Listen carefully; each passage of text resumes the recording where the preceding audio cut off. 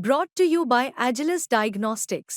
Health test की बात आती है तो मैं भरोसा करता हूँ India's largest diagnostics company Agilus diagnostics. खुद को टेस्ट करते रहो। एज ए सिख और एक पंजाबी के नाते जितनी घुटन मैंने इन 4 सालों में महसूस की है, इतना मैं कभी भी मायूस नहीं हुआ। जनप्रतिनिधि टिकट खरीद कर आएगा तो जन की सेवा तो नहीं कर सकेगा, धन की सेवा ही कर पाएगा। हम हज़ारों वोटों से यहाँ से भारतीय जनता पार्टी के उम्मीदवार को जिता के ले जाएंगे कि शायद दिल्ली के अंदर हवा में इतना प्रदूषण नहीं है जितना प्रदूषण आप पार्टी में आ गया। उस प्रदूषण को साफ करके एक साफ सुथरी और काम करने वाली भारतीय जनता पार्टी को दिल्ली की सत्ता के ऊपर बैठाना। दिल्ली में विधानसभा चुनाव के तारीख की घोषणा भले ही ना हुई हो, लेकिन अलग अलग राजनीतिक पार्टियां चुनावी तैयारी तो कर ही रही है और इस बीच कई नेता पार्टी छोड़कर एक दूसरी पार्टी में शामिल हो रहे हैं। लेकिन इस वक्त मैं मौजूद हूं हरिनगर विधानसभा इलाके में और हरिनगर विधानसभा इलाके से 4 बार विधायक रहे और दिल्ली सरकार में पूर्व जेल मंत्री रहे हरचरण सिंह बल्ली की घर वापसी हुई है। मतलब ये 4 साल पहले आम आदमी पार्टी में शामिल हो गए थे, लेकिन अब 4 साल बाद हरचरण सिंह बल्ली की घर वापसी हुई है। हमारे साथ बल्ली साहब मौजूद हैं और कुछ सवाल जो है हम उनसे पूछेंगे और उनसे बात करेंगे। चूँकि चुनाव का माहौल है तो काफ़ी कुछ बात करने के लिए है। हमारे साथ बल्ली साहब, हम उनसे बात करते हैं। बल्ली साहब, घर वापसी हुई है 4 साल बाद, क्या कहना चाहेंगे? असल में ये लफ्ज़ सिर्फ घर वापसी नहीं है। सवाल देश के विकास, पंजाबी मातृभाषा के विकास और सिख धर्म की धार्मिक भावनाओं से भी जुड़ा हुआ है। एज ए सिख और एक पंजाबी के नाते जितनी घुटन मैंने इन 4 सालों में महसूस की है, इतना मैं कभी भी मायूस नहीं हुआ। चाहे मैं पंजाबी की एकेडमी का दिल्ली में वाइस चेयरमैन था, लेकिन कुछ कर सकता नहीं था, बंधे हुए हाथ थे। ये इतिहास में पहली बार हुआ कि जो नेशनल पंजाबी कवि दरबार है, जिसकी एक नेशनल इम्पोर्टेंस है, वो भी इस बार नहीं हो सका 26 जनवरी के ऊपर। ये पिछले 47 सालों से कभी रुका नहीं और कभी लाल किले में होता था, अब बार होता है। लेकिन इस बार फाइल जो है मंत्री जी की टेबल पर ही पड़ी रही और आज तक पड़ी है, इसके ऊपर सिग्नेचर ही नहीं हो पाए। हम स्कूलों के अंदर टीचर लगाया करते थे, उनकी भी रुक गया। गुरुद्वारों में क्लासेस लगाते थे पंजाबी पढ़ाने के लिए, वो भी रोक दी गई। और इस सारे के होते हुए ना तो पंजाबी अकेडमी का पुनर्गठन सरकार पिछले 3 साल से कर पाई है, ना हमें सस्पेंड कर पाई है, हटा पाई है। हमारा पूरा पीरियड पूरा हो गया। लेकिन ये सरकार की काम करने की अक्षमता है कि वो ना तो बना पा रही है, ना पिछलों को हटा पा रही है और ऐसे का ऐसे ही पड़ा हुआ है।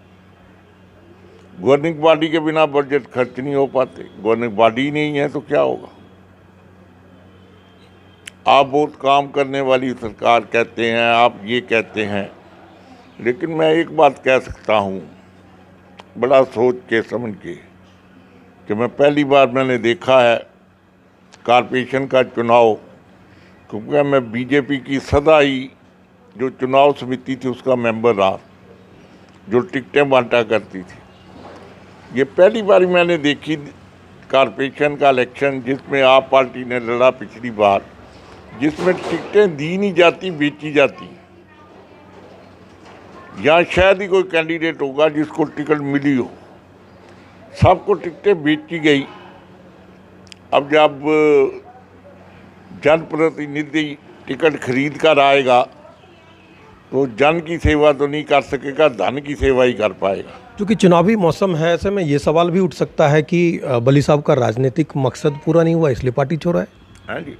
मेरा कारण ये अब ज़िंदगी में राजनीतिक मकसद है ही कोई नहीं।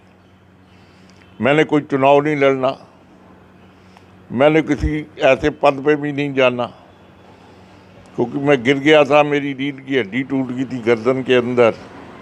वो मेरी ऐसी कोई मनोभावना भी, मेरी इच्छा भी नहीं है, क्योंकि मैं 40 वर्ष तक इलेक्टोरल पॉलिटिक्स में एक्टिव रहा हूँ, सन 77 से लेकर 2013 तक, और विभिन्न पदों पे रहा हूँ, पार्टियों के अंदर भी और सरकार के अंदर भी।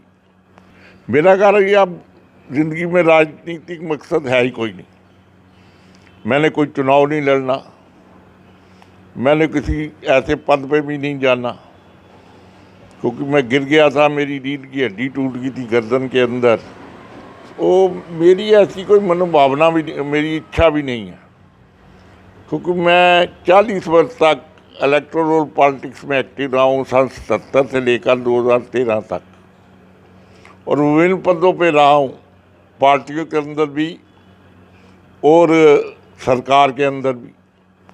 5 महकमों का, जेल का, लेबर का, गुरुद्वारा प्रशासन का, लैंग्वेज का मंत्री रहा हूँ, खादी ग्राम उद्योग का चेयरमैन रहा हूँ, फिर इसका क्या नाम है ESI बोर्ड का चेयरमैन रहा हूँ, रीजनल बोर्ड का चेयरमैन रहा हूँ ESI बोर्ड का।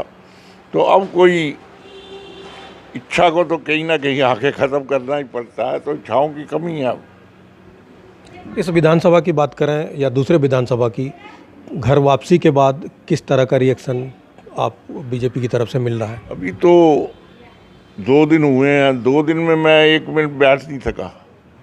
लोगों का रश ही रश, भीड़ ही भीड़, और टेलीफोन ही टेलीफोन आते रहे।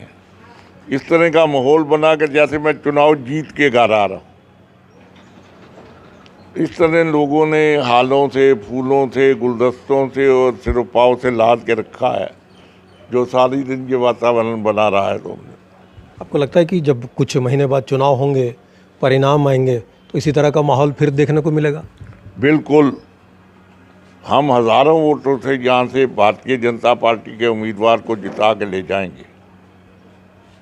मोदी जी की जो इच्छाएं हैं, जो उनकी दिल्ली के बारे में सोच है कि एक ऐसी राजधानी बना दें जिसका सारे वर्ल्ड के अंदर कोई दूसरा पैरेलल या सानी ना मिले, ये वर्ल्ड की बेस्ट राजधानी हो, उस सपने को पूरा करेंगे इस विधानसभा चुनाव में। ओवरऑल चुनाव में क्या संकेत इस बार देखने को मिल रहे हैं दिल्ली विधानसभा में जो चुनाव में? तो सबसे ज़्यादा बात तो यही है सामने जो आ रही है कि शायद दिल्ली के अंदर हवा में इतना प्रदूषण नहीं है जितना प्रदूषण आप पार्टी में आ गया। उस प्रदूषण को साफ करके एक साफ सुथरी और काम करने वाली भारतीय जनता पार्टी को दिल्ली की सत्ता के ऊपर बैठाना है। इसके लिए अगले 3 महीने तक पूरी मेहनत की जाएगी और एक सफल रिजल्ट निकाल कर जनता के आगे लेके आया जाएगा। तो देखिए, साफ तौर पर जो ये बीजेपी के कभी कद्दावर नेता होते थे, उनकी घर वापसी के बाद इन्होंने ऐलान कर दिया है कि माहौल कैसा है और किस तरह की आने वाली चुनावी रणनीति होगी। साथ ही ये आत्मविश्वास से पूरी तरह से भरे हुए हैं कि जिस तरह से घर वापसी के बाद यहाँ पर सिर्फ हरिनगर विधानसभा ही नहीं, दूसरी विधानसभा से भी आम आदमी पार्टी के नेता कार्यकर्ताओं का आना शुरू हो गया, स्वागत हुआ है। ये इसी तरह के स्वागत का दौर भी चुनाव परिणाम के बाद भी जारी रहेगा। मनोरंजन कुमार, दिल्ली तक।